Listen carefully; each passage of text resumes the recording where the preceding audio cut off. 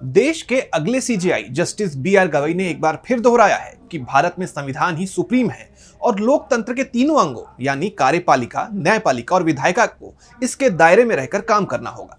14 मई को देश के 52वें सीजेआई के रूप में शपथ लेने जा रहे जस्टिस गवई का यह बयान ऐसे वक्त में आया है जब उपराष्ट्रपति जगदीप धनखड़ ने हाल ही में संसद की सर्वोच्चता पर जोर देते हुए एक बयान दिया था। धनखड़ का यह बयान सुप्रीम कोर्ट के उस फैसले के बाद आया था जिसमें संसद से पारित विधेयकों पर मंजूरी के लिए राष्ट्रपति को 3 महीने की समय सीमा देने की बात कही गई थी। इस पर जगदीप धनखड़ ने कहा था कि संसद सर्वोच्च है और उसके ऊपर कोई नहीं हो सकता।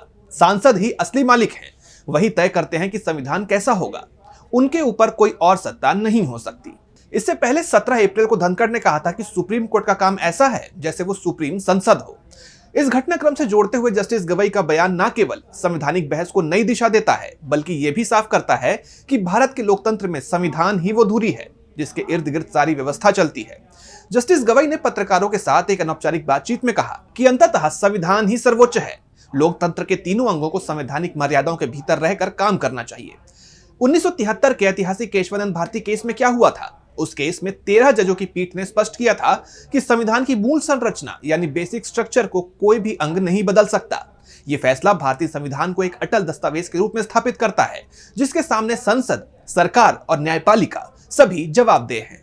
जस्टिस गवई का यह बयान उपराष्ट्रपति धनखड़ के उस दावे के जवाब में देखा जा रहा है जिसमें उन्होंने संसद को सर्वोच्च बताते हुए कहा था कि यह जनता की आवाज का प्रतिनिधित्व करती है। धनखड़ का यह बयान उस समय चर्चा में आया था जब सुप्रीम कोर्ट ने राष्ट्रपति को विधायिका द्वारा पारित विधेयकों पर समयबद्ध कार्रवाई का निर्देश दिया। यह फैसला कुछ राज्यों में विधेयकों को लंबित रखने की शिकायतों के बाद आया था।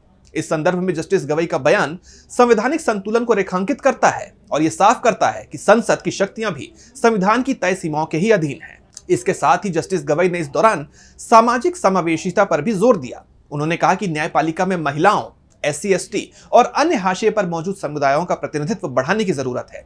हालांकि उन्होंने यह भी साफ किया कि संवैधानिक पदों पर नियुक्ति में गुणवत्ता से कोई समझौता नहीं किया जा सकता और इन पदों के लिए कोई आरक्षण नहीं है। जस्टिस गवई के इस कथन से यह स्पष्ट होता है कि वो एक ऐसे भावी सीजेआई के रूप में अपनी भूमिका को देखते हैं जो न केवल कानून और संविधान की रक्षा करेगा बल्कि समाज के कमजोर वर्गों की आवाज को भी मजबूती देगा। जस्टिस गवई का यह बयान न सिर्फ उपराष्ट्रपति के बयान के साथ एक वैचारिक टकराव को दर्शाता है बल्कि यह भी याद दिलाता है कि संविधान ही भारतीय लोकतंत्र की आधारशिला है।